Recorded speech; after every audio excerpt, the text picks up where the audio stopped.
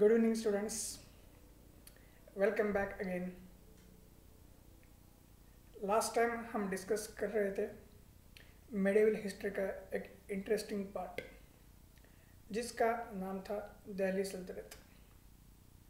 So we were discussing about Delhi Saltanat in our series that we conducted last time and it was very very interesting also and it is very important from exam perspective also. आज हम इसी series को आगे continue करते हुए और एक important या महत्वपूर्ण जो पार्ट है हमारे एग्ज़ाम प्रिपरेशन का उसमें जाने वाले हैं और उसका नाम है मुग़ल एम्पायर। लेकिन मुग़ल एम्पायर शुरू होने से पहले आज का खास करके जो लेक्चर हमारा है उसमें हम क्या देखने वाले हैं। दिल्ली सल्तनत जब ख़त्म हुआ 1526 में, जब मुग़ल एम्पायर के फाउंडर बाबर ने दिल्ली सल्तनत के जो लास्ट सुल्तान थे इब्राहिम लोधी, जब उनको मारा था, जो हम लास्ट सीरीज़ में हम देख चुके हैं, उसके बाद फिर हम देखेंगे कि मुग़ल एम्पायर तो आ गया था। उसके बाद हम देखेंगे कि मुग़ल एम्पायर तो आ गया था, बाबर और उनके बेटे हुमायूं, ये जो पहले दो मुग़ल एम्पायर से, उन्होंने कुछ काल तक for some times they ruled in India, but before the Mughal empire could spread throughout India, Mughal empire received a setback. Mughal empire को एक बहुत ही ज़बरदस्त सेटबैक या शॉक लगा था। क्यों? बाबर की डेथ के बाद 1530 में जो मुग़ल एम्पायर के फाउंडर है ज़हीरुद्दीन मोहम्मद बाबर, उनकी डेथ हुई थी और उनके बाद उनके बेटे हुमायूं गद्दी पे आ गए थे मुग़ल एम्पायर के। लेकिन हुमायूं को जो चैलेंज किया था वह एक ऐसे शख्स ने किया था जिसने ना कि पूरा भारत या हिंदुस्तान बल्कि पूरी दुनिया उस समय हिला के रख दी थी। सिर्फ 15 साल के लिए उस शख्स ने जो एम्पायर या साम्राज्य खड़ा किया था वो सिर्फ 15 साल टिका था। लेकिन उस 15 साल में उस शख्स ने ऐसा कुछ कर दिया जो ऑलमोस्ट दुनिया में लगभग सारे बादशाह, शहनशाह, सम्राट, मोनार्क्स, किंग्स, सबको करना ऑलमोस्ट नामुमकिन होगा। तो आइए दोस्तों, आज हम जानेंगे उसी शख्स के बारे में और जो शख्स और उसने जो एम्पायर खड़ा किया उसके बारे में। तो उस शख्स का नाम जैसे हम यहाँ पे देख पाएंगे, उसका नाम है शेर शाह सूरी। और उसने जो एम्पायर खड़ा किया और जो 15 साल चला था, सिर्फ और सिर्फ 15 साल, 1540 से लेके 1555, ये 15 साल वो एम्पायर चला था। उस एम्पायर को हम कहते हैं सुर एम्पायर। तो इस एम्पायर के जो फाउंडर है शेर शाह सूरी, सूरी एक अफगान ट्राइब है। सूरी जो है एक अफगान ट्राइब है और उसी वजह से उन्होंने जो एम्पायर खड़ा किया उसको हम सुर एम्पायर कहते हैं। और यही शेरशाह सुर डायनेस्टी के भी आपके संस्थापक या फाउंडर माने जाते हैं। चलिए देखते हैं कि शेरशाह है कौन, इतनी बड़ी शख्सियत, और जिनके बारे में हम जाने की हमारी क्यूरियोसिटी डेफिनेटली बढ़ेगी। आप सभी की क्यूरियोसिटी बढ़ रही होगी, ये मैं बिल्कुल जानता हूँ। तो वो शेरशाह जो है वो बेसिकली आपके बिहार में पैदा हुए थे। आज का जो हमारा बिहार है, स्टेट ऑफ बिहार, वहाँ पे पैदा हुए थे। और ससाराम नाम की जगह है बिहार में, इसको हम संस्कृत में सहस्त्राम कहते हैं। संस्कृत में उस जगह को क्या कहते हैं? सहस्त्राम। तो उसका जो कॉमन टर्म है या कॉमन जो बोली है बोलने के लिए, वो नाम है ससाराम। तो ससाराम जो है बिहार में, वहाँ पे इनका बर्थ हुआ था।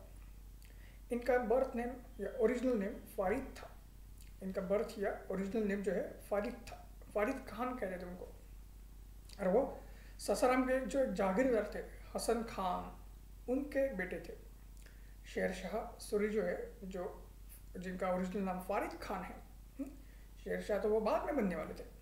तो फारिद खान बेटे किसके हैं? हसन खान, जो कि आपके ससाराम के जहागीरदार थे। जो ससाराम बिहार में है वहाँ के वो जहागीरदार थे। शेर खान को या फारिद खान को ये शेर खान ये टाइटल क्यों मिला? तो ऐसा कहा जाता है कि बचपन से ही वो बहुत ब्रेव थे, वो बहुत ही शौर्यशाली थे, पराक्रमी थे। तो उसकी वजह से क्या था कि ऐसा माना जाता है कि बचपन में उन्होंने शेर के साथ फाइट किया था और शेर का शिकार भी किया था और बहुत कम उम्र में शेर को मारा, इसलिए उनका अभी टाइटल आ गया शेर खान। तो अभी फारिद खान क्या बनते हैं? शेर खान बनते हैं। और उस समय जो अफगान रूलर्स थे, लोधी जो वंश है, जो दिल्ली सल्तनत में लास्ट जो वंश था, लोधी वंश या डायनेस्टी, उसी वंश के जो आपके आगे रूलर्स थे, वही रूलर्स यहाँ पे बिहार में रूल कर रहे थे। क्योंकि हमने देखा था कि लोधी दिल्ली सल्तनत की पहली अफगान डायनेस्टी थी, पहला वो अफगान वंश था। तो उसी वो डायनेस्टी या उसी वंश के जो वंशज है वो अभी बिहार में रूल कर रहे थे। तो ये अफगान जो है उनकी तरफ से ये टाइटल दिया गया था शेर खान। किसको? फारिद खान को। और फिर हम देखेंगे कि 1540 आते आते जो फारिद खान अभी शेर खान बन चुके थे, उन्होंने, जैसा मैंने बताया, बाबर के जो बेटे हैं हुमायूं, वो उस समय मुगल साम्राज्य के तख्त पे थे। हुमायूं आगरा से रूल करते थे और शुरुआत में शेर शाह ससाराम से ही रूल करते थे। और आगे जाके भी शेर शाह का जो एम्पायर बड़ा आ गया, एक बड़ा एम्पायर बन गया, एक भारत का बड़ा हिस्सा वो रूल कर रहे थे, तो ज़्यादातर उन्होंने ससाराम से ही रूल किया था। अभी इसके आगे हम देखेंगे शेर शाह का एम्पायर कितना बड़ा था। ठीक, तो वो शेर शाह कैसे बन गए? उनको शाह टाइटल कहाँ से आ गया? जब वो पूरे नॉर्थ इंडिया या उत्तर भारत के रूलर बन गए या उसके प्रमुख बन गए, तब हम देखेंगे कि उनका टाइटल आता है शाह। तो शेर शाह, शेर खान अभी शेर शाह से नाम से जाने जाएंगे। और उनका जो डायनेस्टिक टाइटल या वंश का टाइटल है सुर, तो उसके लिए सूरी, तो उनका नाम अभी हो गया शेर शाह सूरी। और वो कब होगा?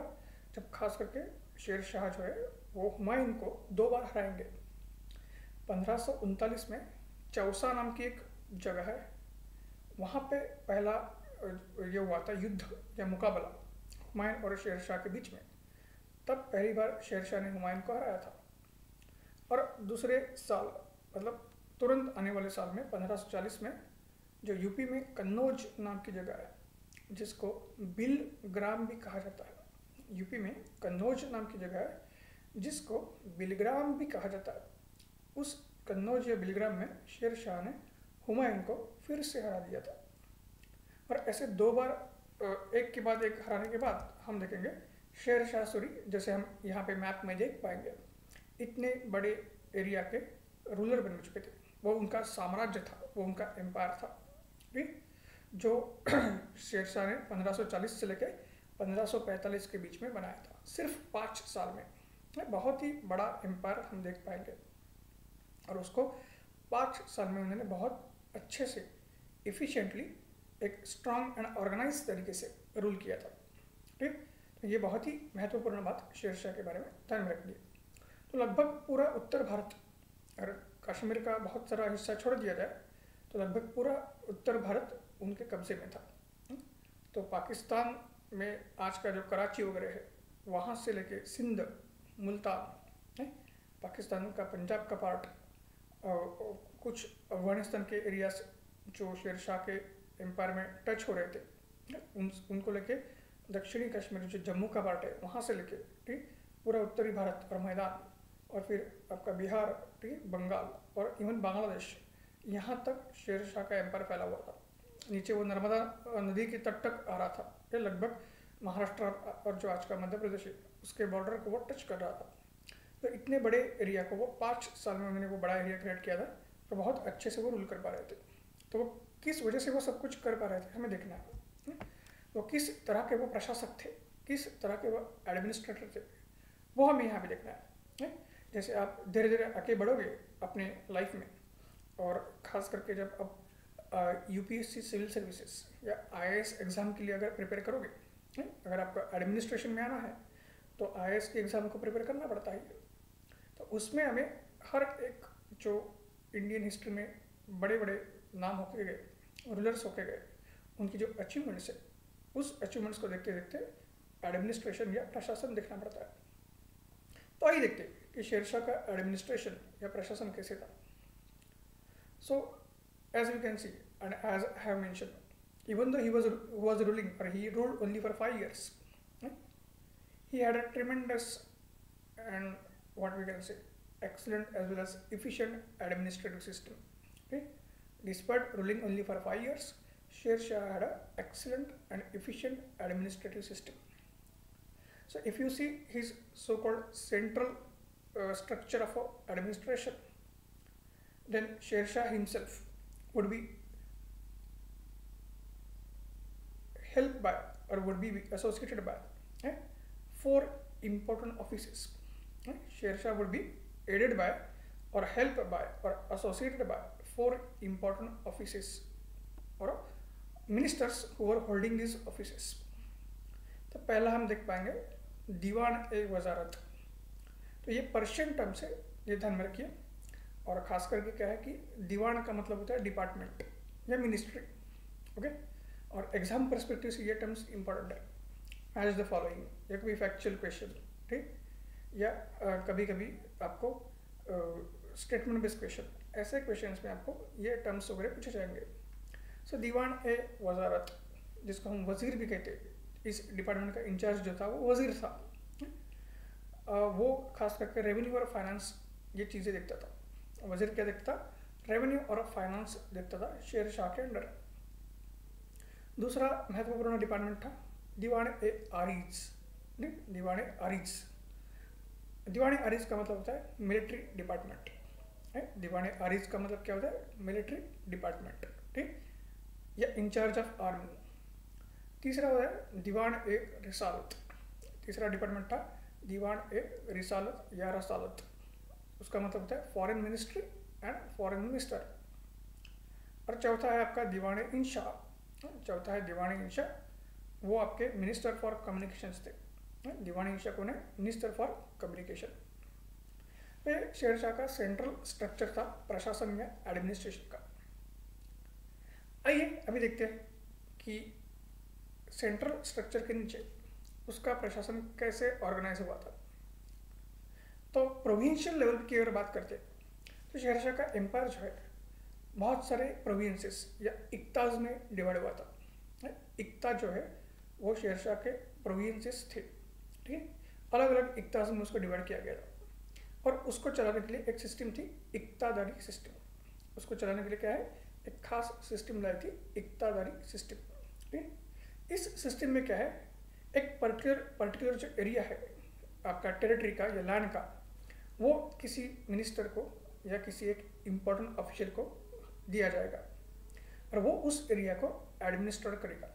उसमें लॉ एंड ऑर्डर भी मेंटेन करेगा, उसमें से लैंड रेवेन्यू या अदर टैक्सेस जो है उसको भी कलेक्ट करेगा and efficiently basically public welfare policies implement करेगा।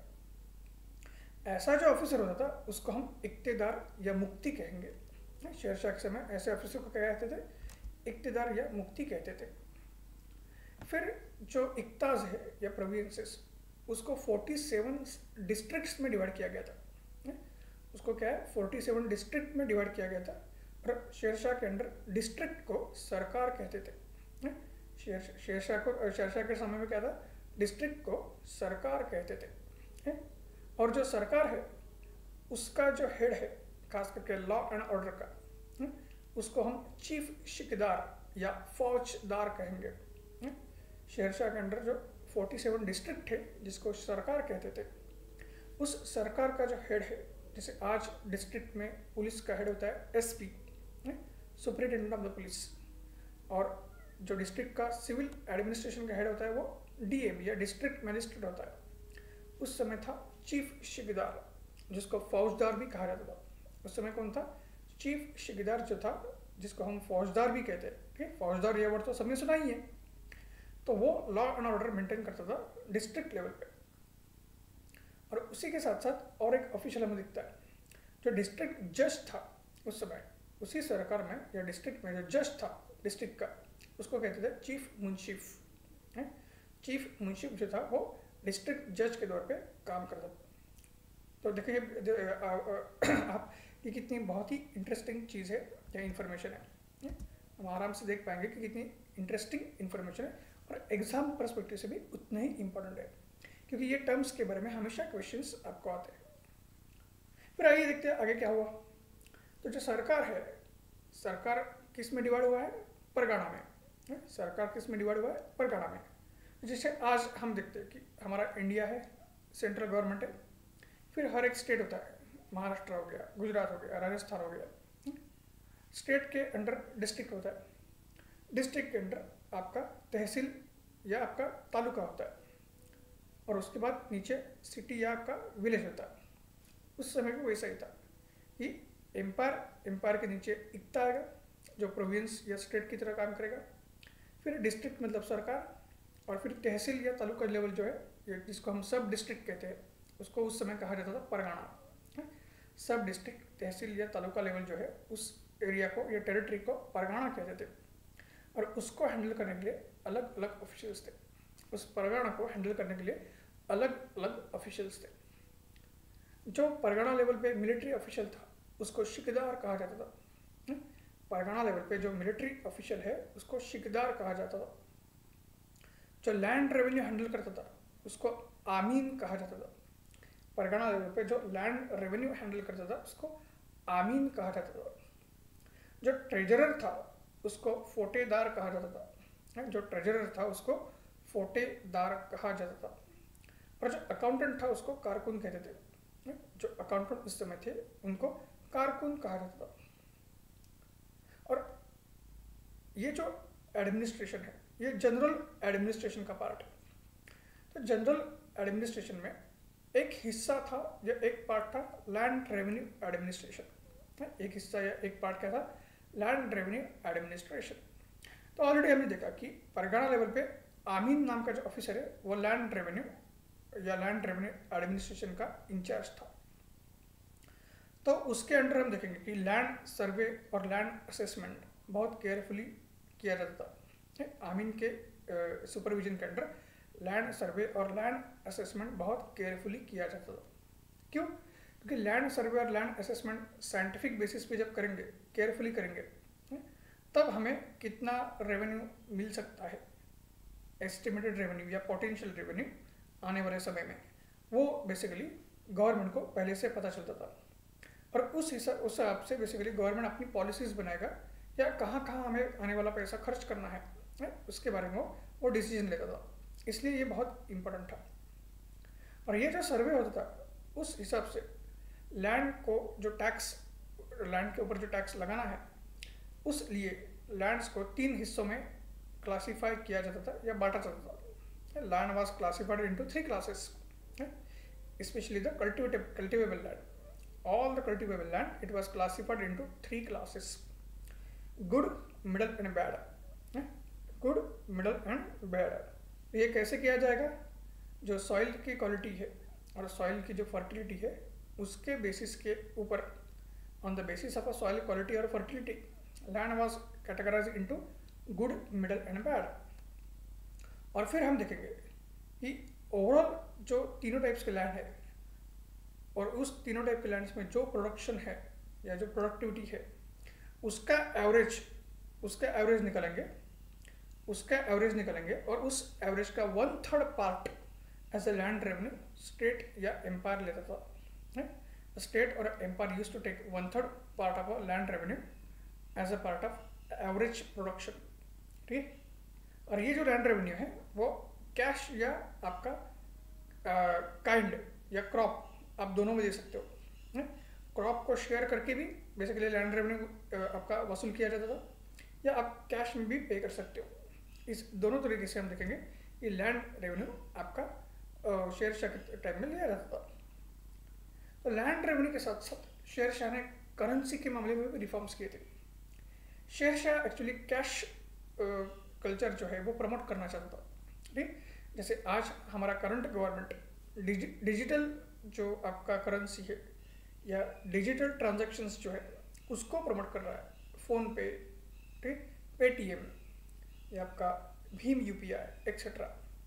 उस समय बेसिकली बार्टर सिस्टम ज़्यादा चलती थी, कैश या कॉइन्स का इस्तेमाल बहुत कम होता था, तो शहंशाह चाहते थे कि कैश या कॉइन्स का इस्तेमाल जो है वो बढ़े, और इसलिए शहंशाह ने एक नया कॉपर कॉइन इशू किया था जिसका नाम था दाम।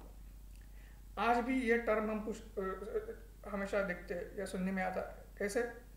हम कभी भी मार्केट में जाइए, बहुत बार हम सुनते हैं लोगों को पूछते हुए, इस चीज़ का दाम क्या है बताइए ज़रा। लोग दुकानदार से पूछते हैं, सब्जी वाले से पूछते हैं, इस चीज़ का दाम क्या है बताइए।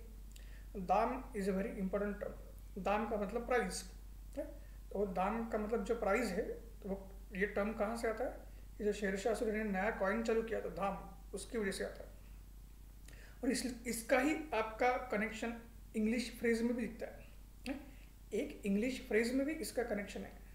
इंग्लिश में कहावत है, I don't give a dam.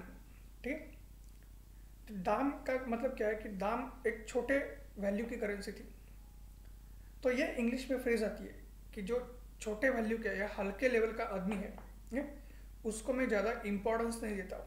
I don't give a dam. ठीक है, इसका मतलब क्या है कि मैं ज़्यादा लो लेवल के या हल्के लेवल के आदमी को ज़्यादा मैं इंपॉर्टेंस नहीं देता हूँ। कहीं ना कहीं ये इंग्लिश फ्रेज यहीं से आई है, ऐसा हिस्टोरियंस का मानना है। तो यहाँ पे इंपॉर्टेंट बात क्या है, ये जो दाम है ये कॉपर कॉइन है, जो स्मॉल वैल्यू का कॉइन था। उसके साथ साथ एक हायर वैल्यू का कॉइन भी शहंशाह ने इंट्रोड्यूस किया था, और वो सिल्वर करेंसी थी। जाहिर सी बात है, कॉपर से सिल्वर की वैल्यू ज़्यादा होती है। वो जो सिल्वर करेंसी शहंशाह ने इशू किए थे, उसको हम रुपया कहते थे। उसको क्या कहते हैं? रुपया कहते हैं। और आज हमारी जो करेंसी है इंडिया का रुपया या रुपी, वो शहंशाह सूरी की ही वजह से आए हैं। शहंशाह सूरी का ही रुपया हम आज भी यूज़ कर रहे हैं।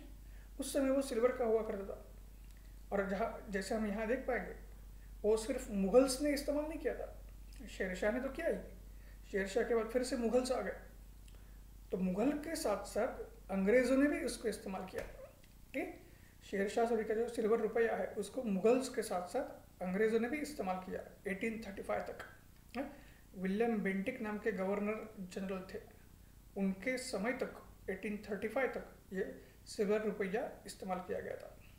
उसके बाद अंग्रेज़ों ने बेसिकली जो आज का हमारा रुपी एज ए करेंसी है, उसको इंट्रोड्यूस किया था। फिर करेंसी के साथ साथ शहंशाह ने क्या किया, ट्रांसपोर्ट एंड कम्युनिकेशन, उसमें भी बहुत सारा चेंजेस लाए थे। ट्रांसपोर्ट एंड कम्युनिकेशन का रिवॉल्यूशन किया था उन्होंने। तो खास करके उन्होंने 4 इंपॉर्टेंट हाईवेज बनाए थे। अब जो एम्पायर का उनका हमने मैप देखा, तो उनका एम्पायर जहाँ जहाँ फैला था, खास करके नॉर्थ इंडिया में, north west and west of India plus east India, ये सारे एरियाज को कनेक्ट करने के लिए 4 मेजर हाईवेज उन्होंने बनाए थे।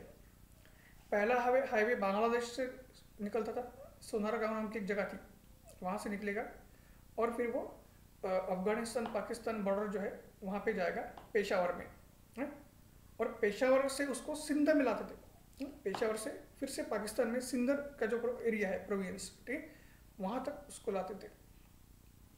दूसरा था आगरा से लेके बुरहानपुर, जिसको बहरामपुर भी कहते थे। आगरा से लेके बुरहानपुर जो आज का महाराष्ट्र और मध्य प्रदेश का बॉर्डर है, तो आगरा टू बुरहानपुर या बहरामपुर, वहाँ तक उसको लाया गया था। और ये जो हाईवे है आज भी हम इस्तेमाल कर रहे हैं। ये जो शहंशाह सूरी की जो हाईवे है ना, आज भी इस्तेमाल कर रहे हैं हम लोग।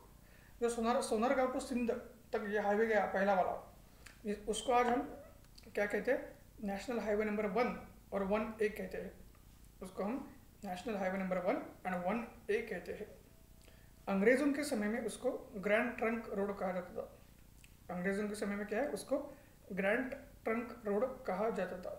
ये पॉइंट ध्यान में रखना। ये जो आगरा टू बहरामपुर या बुरहानपुर का जो हाईवे है, उसको आज हम नेशनल हाईवे नंबर 3 के नाम से जानते हैं। Today we call it as a national highway number 3। फिर एक हाईवे था आपका आगरा से जोधपुर एंड जोधपुर से चित्तौड़। एक हाईवे शहंशाह सूरी ने निकाला था आगरा से जोधपुर और जोधपुर से चित्तौड़ राजस्थान में। वो आज हमारा नेशनल हाईवे नंबर 15 का काम करता है। आज उसको हम नेशनल हाईवे नंबर 15 कहते हैं, और उसको डेजर्ट हाईवे कहा जाता है। उसको डेजर्ट हाईवे इस नाम से माना जाता है या बोला जाता है। तो शहंशाह सूरी के सारे जो हाईवेज है आज भी काम कर रहे हैं। और एक हाईवे जो शहंशाह सूरी ने बनाया वो पूरी तरीके से भी पाकिस्तान में है। एक जो हाईवे शहंशाह सूरी ने बनाया वो पूरी तरीके से पाकिस्तान में है, जिसका नाम जो पाकिस्तान में जो आज का लाहौर है, लाहौर से मुल्तान जो है पाकिस्तान में, उसको कनेक्ट करता था। आज का लाहौर, वहाँ से लेके जो सिंध में मुल्तान है, पंजाब सिंध बॉर्डर पर मुल्तान नाम का जो सिटी, उसको कनेक्ट करता था। और शेर शाह सूरी के हाईवेज का और एक खासियत क्या था कि अपने हाईवेज में जो ट्रैवलर्स, टूरिस्ट, पिलग्रिम्स ट्रैवल कर रहे हैं, या मर्चेंट्स या बिजनेस क्लास के जो लोग ट्रैवल कर रहे हैं, सबके कंफर्ट के लिए अपने हाईवेज के बाजू में कुछ कुछ किलोमीटर्स पे उन्होंने रेस्ट हाउसेस बनाए थे। जैसे आज हम होटल्स देखते हैं, ठीक, या गेस्ट हाउस देखते हैं, लॉज देखते हैं, वैसे hotels, guest house, lodge type के जो आपका ये होता है comfort and rest house zone होता है, वो बनाया था शेर शाह सूरी ने। और उसका नाम था सराय है, उसका नाम क्या था? सराय था। तो ऐसे बहुत सारे सराइज या रेस्ट हाउसेस शेर शाह सूरी ने बनाए थे।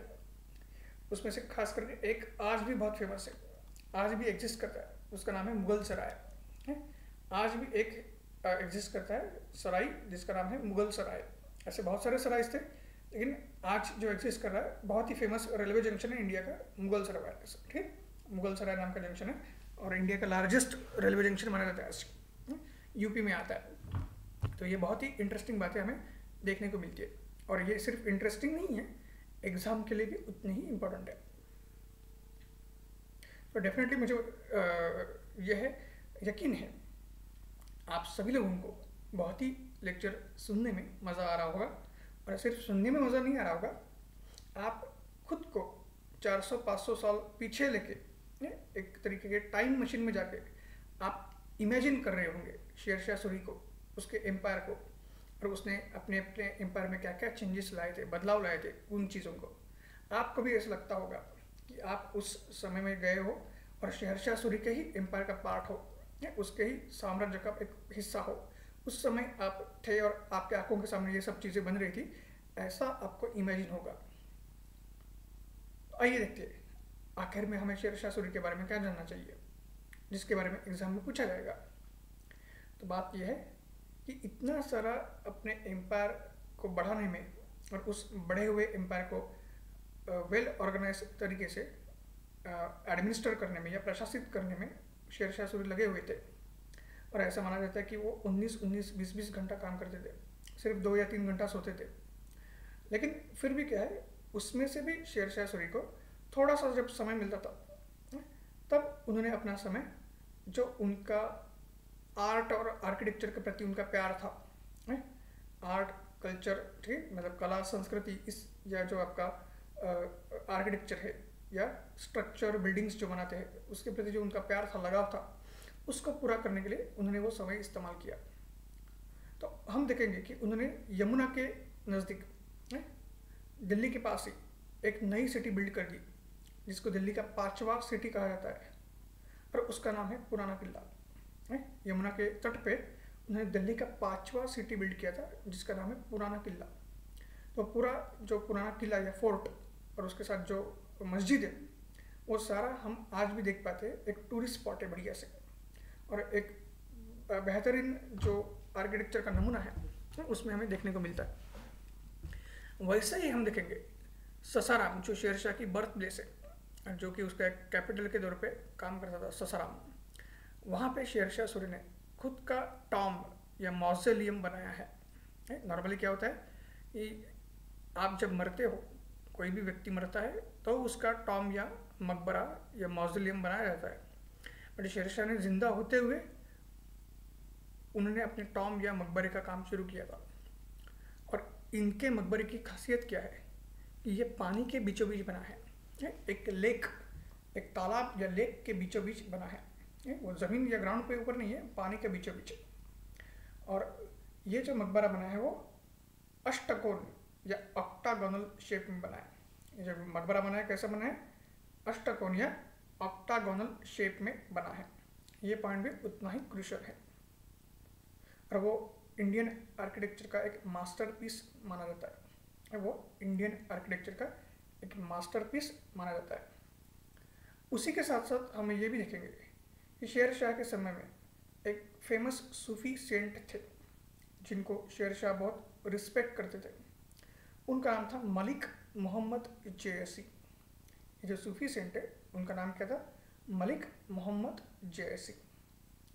तो उन्होंने बेसिकली शेरशाह के समय में एक बहुत ही इम्पोर्टेंट पोएटिक वर्क लिखा है, जिसको काव्य स्वरूप में या कविता स्वरूप में हम बोलते हैं, ऐसा पोएटिक वर्क उन्होंने लिखा। शुरुआत में ये वर्क पर्शियन लैंग्वेज में लिखा गया था। शुरुआत में ये वर्क पर्शियन लैंग्वेज में कंपोज किया गया था, लेकिन बाद में जब उसको लिखते वक्त फाइनलाइज किया गया तो उसको हिंदी में किया गया। जब उसको बाद में लिखते वक्त फाइनलाइज किया गया तो उसको हिंदी में किया गया। और वो जो फाइनलाइज किया गया था हिंदी में, वो अवधी हिंदी में किया गया था। वो किस हिंदी में किया गया था? अवधी हिंदी में किया गया था। और उस वर्क का नाम क्या है? पद्मावत। उस वर्क का क्या नाम है? पद्मावत नाम है। आपने पद्मावत मूवी तो सभी ने देखी है, अलाउद्दीन खिलजी जो रणवीर सिंह ने उसका आपका रोल किया था, और फिर आपकी पद्मिनी ऑफ चित्तौड़ जिसका रोल दीपिका पादुकोण ने किया था। तो ये जो पद्मावत नाम की स्टोरी है, एक लव स्टोरी है, और वो रियल नहीं है, वो फिक्शनल है। ठीक, तो वो लिखी गई थी मलिक मोहम्मद जयसी की तरफ से। किसके अंडर? शेर शाह सूरी के अंडर।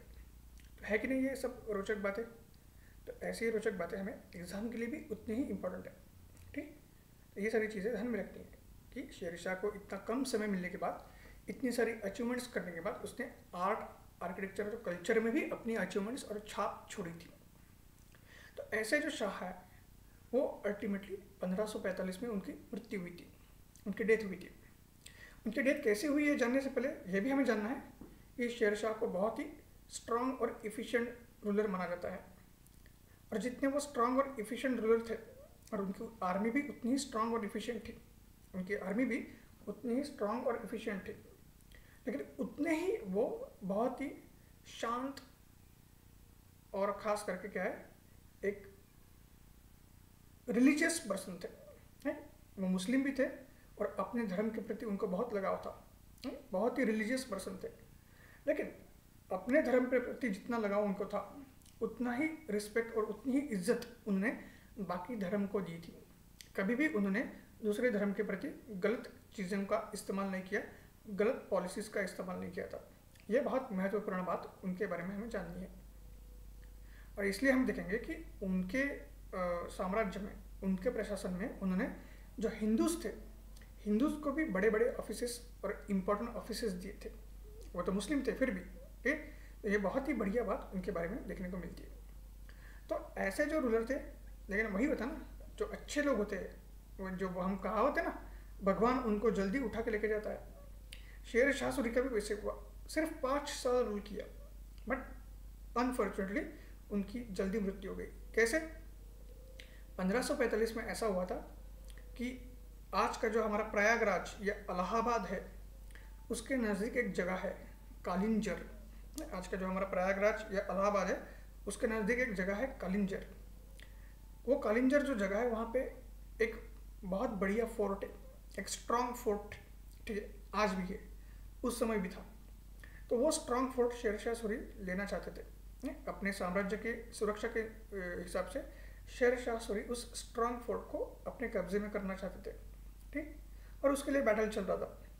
और बैटल चल रहा था तो क्या हुआ कि शेर शाह सूरी की तरफ से जो तोफ मारी जा रही थी, तोफ में जो गोला डालता है, वो जो गोला डालने वाला आदमी होता है उसको तोफची कहते हैं। तोफ में जो गोला डालते हैं और गोला दागा जाता है, उस आदमी को तोफची कहते हैं। सामने की तरफ से एक तीर आ गया, एरो आ गया, और वो तोफची को लगा, इसलिए तोफची मर गया। सामने की तरफ से एक तीर या एरो आ गया, तोफची को लगा और तोफची मर गया।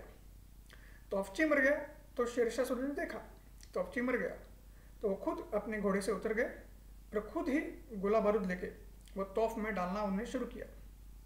इन बात ये थी कि उस समय जो ये आपका बैटल चल रहा था या युद्ध चल रहा था, जंग चल रही थी, उस समय मई, मंथ ऑफ मई चल रहा था, मई का महीना था। और मई के महीने में तो प्रयागराज या इलाहाबाद की आसपास का टेम्परेचर 45 डिग्री से ऊपर रहता है। तो इतनी गर्मी में बेसिकली क्या हुआ कि गोला बारूद फट गया। इस गर्मी की वजह से गोला बारूद फट गया, और शेर शाह सूरी वो गोला बारूद डाल रहे थे, उसी समय वो फट गया। तो इसकी वजह से क्या, वो पूरी तरीके से इंजर्ड हो गए, बहुत बुरी तरीके से वो इंजर्ड हो गए और उस इंजरी से वो बच नहीं पाए और इसलिए अनफॉर्चुनेटली ही उनकी मौत हो गई। जैसे इंडिया के जो one of the greatest ruler है या दुनिया के भी one of the greatest ruler जो है, उनकी मौत ऐसे बहुत ही क्या बोल सकते हैं हम उसको कि गलत तरीके से ही हुई थी। एक तरीके से देखा जाए तो बहुत अनफॉर्चुनेटली उनकी डेथ हुई थी और जिस तरीके से नहीं होनी चाहिए थी उस तरीके से हुई थी। ऐसे ग्रेटेस्ट रूलर अगर जंग में लड़ते लड़ते मरेंगे तो बात अलग है, पर जंग में ऐसी चीज़ की वजह से अगर मर जाते हैं, जाहिर सी बात है किसी को भी दुख लगेगा। लेकिन जो भी हो, जो उन्होंने काम किया, तो इतिहास के पन्नों में उनका नाम हमेशा के लिए अच्छे नाम से दर्ज है। ठीक है, उनकी मौत के बाद उनके जो सक्सेसर थे वो और 10 साल रूल कर पाए थे, लेकिन जो दम शेर शाह में था, जो नाम शेर शाह ने कमाया था, वो कभी कमा नहीं पाए। और 1555 आते आते क्या हुआ कि जो मुगल बादशाह थे हुमायूं, जिनको शेर शाह ने हराया था और फिर अपना सूर्य एम्पायर चालू किया था, वो हुमायूं वापस भारत में आ गए और उन्होंने शेर शाह सूरी के जो वंशज है या सक्सेसर है उनको हरा दिया। और इसकी वजह से फिर से क्या है कि मुगल एम्पायर वापस आ गया और सुर एम्पायर या सुर डायनेस्टी जो इतनी मेहनत से शेर शाह सूरी ने बनाई थी वो ख़त्म हो गई। लेकिन ख़त्म हो गई फिर भी जो शेर शाह है उसके संस्थापक या फाउंडर, उन्होंने इतिहास के पन्नों में अपना नाम हमेशा के लिए दर्ज किया है। ऐसे शख्स को डेफिनेटली हमें झुक के सलाम भी करना चाहिए और इनसे बहुत कुछ सीख के आज की तारीख में हम हमारे देश के लिए, ठीक, हम हमारे भारत देश के लिए, इस हिंदुस्तान के लिए क्या कर सकते हैं, यह हमें सोचना है। यही सीख हमें इतिहास से लेनी है, क्योंकि इतिहास या हिस्ट्री का मतलब क्या होता है कि जो इतिहास के पन्ने पढ़ते हैं, जो हम पास्ट में जाके चीज़ों को देखते हैं, उससे हम कुछ सीखना है और सीख के आज की तारीख में हम क्या बदलाव ला सकते हैं, हिंदुस्तान को, हमारे देश को और ताकतवर कैसे बना सकते हैं, हम सबका नाम, सारे भारतीयों का नाम कैसे रोशन कर सकते हैं, यह हमें देखना है। तो मुझे बिल्कुल यकीन है कि आज का यह हमारा जो क्लास है बहुत ही इंटरेस्टिंग हुआ और आप सभी लोगों को पसंद भी आया होगा और पूरी तरीके से समझ भी आया होगा। तो इसी इंटरेस्टिंग बातों को हम कंटिन्यू रखेंगे जो हमारी सीरीज़ चलेगी। उसमें अगले सीरीज़ में हम अब देखेंगे कि मुगल एम्पायर कैसे बना था और उसमें क्या क्या हुआ। तो आज के लिए बस इतना ही, फिर मिलेंगे। नमस्कार, धन्यवाद, थैंक यू।